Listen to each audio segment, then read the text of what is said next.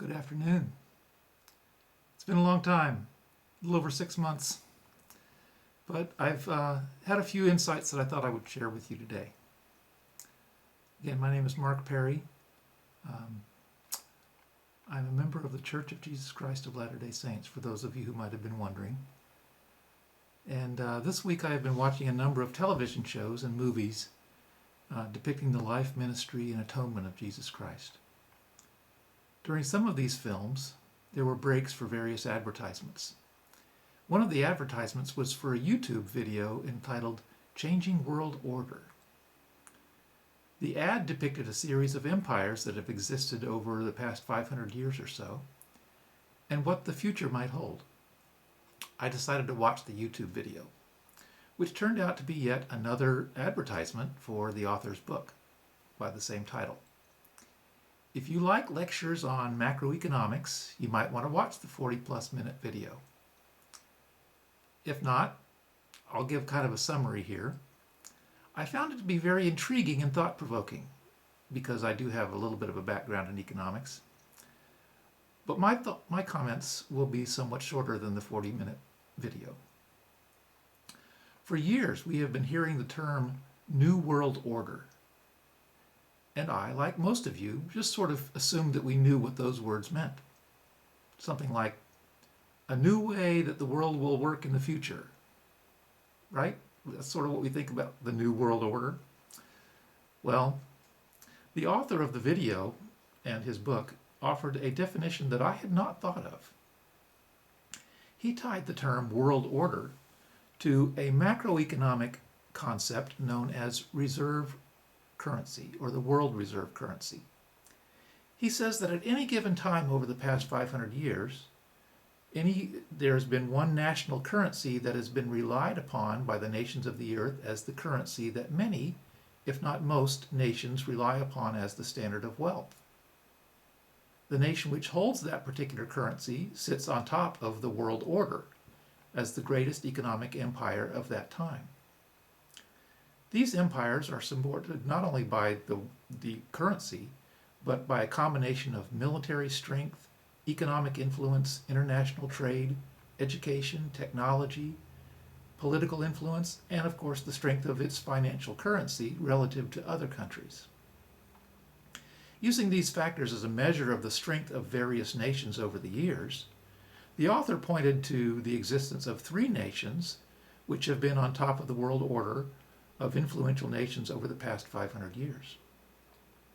He says that 500 years ago, the Dutch guilder was the world's reserve currency, placing Holland at the top at that time. Through a series of colonial wars, the British Empire eventually overcame the Dutch, and the British pound became the world's reserve currency. The costs of 2 world wars in Europe drove the British pound eventually into insolvency, and the US dollar emerged after World War II as the world's reserve currency. And now, as the United States Federal Reserve System continues to print more and more paper money to solve the problems associated with poverty, international conflicts, and the pandemic,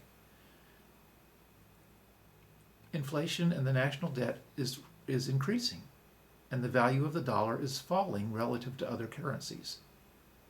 The currency which seems to be rising the fastest relative to the dollar is the Chinese yuan. And while we tend to think of China as being a communist country, they're using very capitalistic methods in their quest to become the world's leading economic power and to rise to the top of the world order.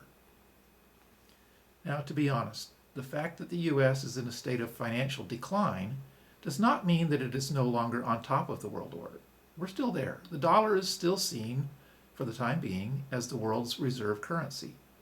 And it will remain so until individuals and nations that hold U.S. debt and treasury securities, like savings bonds and treasury notes and T-bills and that kind of stuff, when those people decide to sell or cash in that debt and decide to invest their money somewhere else, that is when the Federal Reserve will be forced to either print trillions of worthless dollars or even digital money to pay off the debt, or to default on the debt, which will result in some other nation and its currency rising to the top of the New World Order. So that's what that New World Order really means. It means that there's a new country on top of the world, so to speak. It wouldn't be the US anymore. Now, maybe that currency will be the Chinese yuan, or maybe the euro. The Russian ruble seems to have taken a pretty bad hit recently due to some of the sanctions due to the war in Ukraine, so it probably won't be the ruble. Some people are betting on something called Bitcoin, and some of you may actually have some of those Bitcoin accounts or whatever. I don't. I'm not that progressive, so to speak. So the changes atop the world order are usually precipitated by a war of some sort. The war in Ukraine could be the beginning of a series of conflicts that bring about the next change in the world order. Trade wars involving wheat and oil from Russia could trigger US and or Chinese involvement that could lead to a larger conflict with significant international consequences. As I think about the potential changes in the world order as described, I began to think about Ezra's vision of the eagle.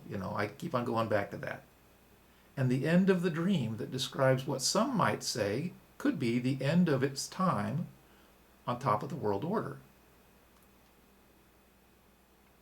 During the administration of the last small head, Ezra says that the nation represented by the eagle is judged by the anointed one, the lion that is chased from the woods.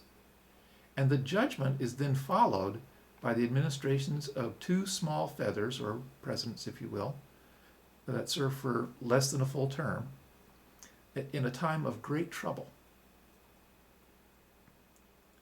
And then the body of the eagle is burned. So does that sound like the end of an empire to you? It kind of sounds like the end of an empire to me. And if the United States is that empire represented by the eagle, and this is describing the end times of that empire, then we just might find out what it would be like to live in a country that's not, quote, on top of the world or the top of the world order. What might it be like to live in such a world, in such a country? Some of the amenities of being on top include having a very comfortable lifestyle, relative to the rest of the world at least. We may find out what it feels like to be hungry, naked, and without shelter or transportation. But remember, the Lord has said, "In the world you shall have tribulation, but in me you shall have peace." I ask you to turn your heart to the Lord and seek the peace that only He can give, especially in times of tribulation. So as we move forward and things get rougher and tougher and not as fun as we thought they might be at this time in our lives, turn your heart to the Lord. Do not put your faith in dollars or yuan or Bitcoin or whatever currency you think is going to save the world, because none of those currencies are going to save the world. Jesus Christ is the only one who has lived and died to save all of us. I ask and encourage you to turn your heart to Him. Thank you. Have a good day, and maybe I'll have some more insights soon to share with you. That's all for now.